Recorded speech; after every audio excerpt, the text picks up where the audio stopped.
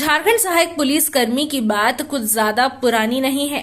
अभी कुछ दिन पहले की ही तो बात है जब रांची का मोरहाबादी मैदान 3 महीनों के लिए सहायक पुलिस का ठिकाना बन गया था। इनमें महिलाएं और छोटे छोटे बच्चे भी शामिल थे। इन 3 महीनों में सहायक पुलिस ने न तो धूप की परवाह की, न बारिश की, न आंधी की और न ही तूफान की। बस ये लोग अपनी मांगों को लेकर अडिग रहे और अंततः सरकार को झुकना पड़ा।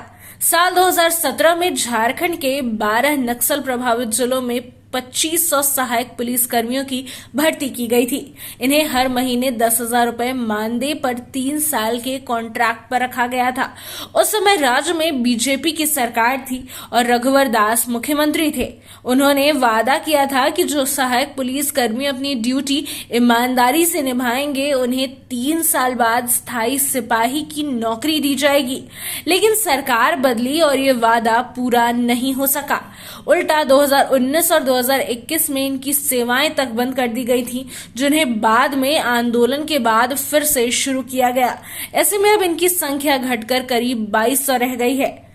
इधर शुरुआत में इन्हें नक्सली गतिविधियों पर नजर रखने के लिए भर्ती किया गया था, लेकिन अब उनसे ट्रैफिक कंट्रोल से लेकर कानून व्यवस्था संभालने तक के सभी काम लिए जा रहे हैं। वहीं बेहद कम रुपए के बदले में लोकसभा चुनाव की ड्यूटी से लेकर देश के किसी भी हिस्से में आरोपी को पकड़ने तक का काम कराया जा रहा है, लेकिन वेतन इतना कम है कि घर चलाना तक मुश्किल हो गया है। बताते चले कि साल 2020 में उन्हें नौकरी स्थायी होने का आश्वासन मिला था, जिसके बाद साल 2021 में लिखित आश्वासन भी दिया गया था।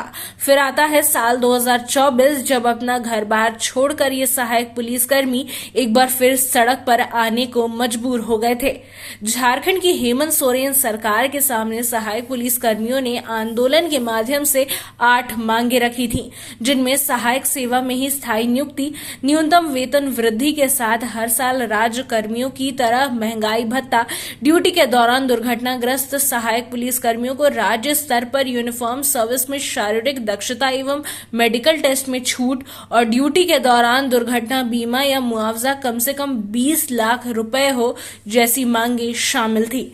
पिछले साल सहायक पुलिस ने न सिर्फ सीएम आवास, राजभवन ही नहीं बल्कि विधानसभा तक को घेरने का काम किया था। आंदोलन इतना बढ़ गया था कि धरने के दौरान वर्दी की लड़ाई वर्दी से भी देखने को मिली थी, जब ये लोग मुख्यमंत्री आवास की ओर कूच कर रहे थे। आंदोलन के दौरान वाटर कैनन, आंसू गैस और लाठीचार्ज जैसी घटनाएं भी हुई थी और अंततः झारखंड सरकार द्वारा सहायक पुलिस कर्मियों के वेतनमान में 2,000 रुपए की वृद्धि की गई है। पर अब एक बार फिर राज्य में सहायक पुलिसकर्मी अपने आंदोलन को तेज करते हुए नजर आ रहे हैं। अपने आंदोलन को लेकर सचिव विवेकानंद गुप्ता क्या कहते हैं, आप भी सुनिए। जय हिंद, जोहार। विगत 8 वर्षों से एक गलत नियम और नियमावली के कारण झारखंड प्रदेश के समस्त सहायक पुलिसकर्मी एक आर्थिक तंगी और अभाव से जूझ रहे हैं। इस संबंध में सरकार से 2019, 2021, 2024 में विभिन्न लोकतांत्रिक तरीके से आवाज़ों को उठाया गया, पहुंचाया गया, लेकिन सरकार के तरफ से एक बहुत ही छोटा पहल किया गया, इससे इनकार नहीं किया जा सकता।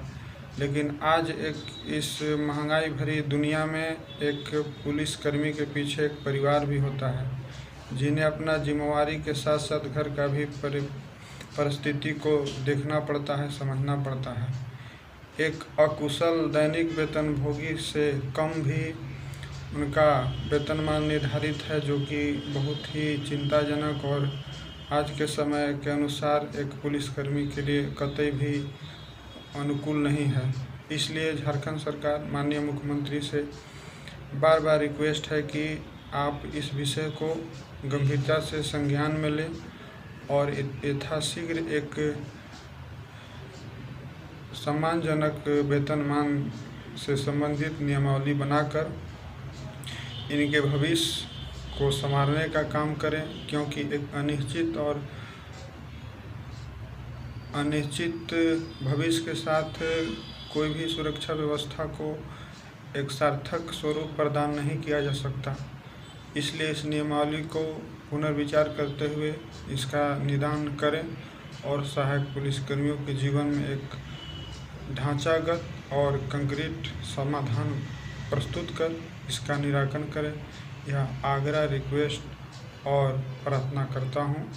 जोहार। अब यहाँ बात आजीविका की है और जितना काम सहायक पुलिस कर्मियों से लिया जाता है उस हिसाब से वेतनमान न होना बहुत ही निराशाजनक है। हालांकि अब आने वाले समय में ही ये पता चलेगा कि आखिर सहायक पुलिस कर्मी अपने हक के लिए कौन सा कदम उठाते हैं।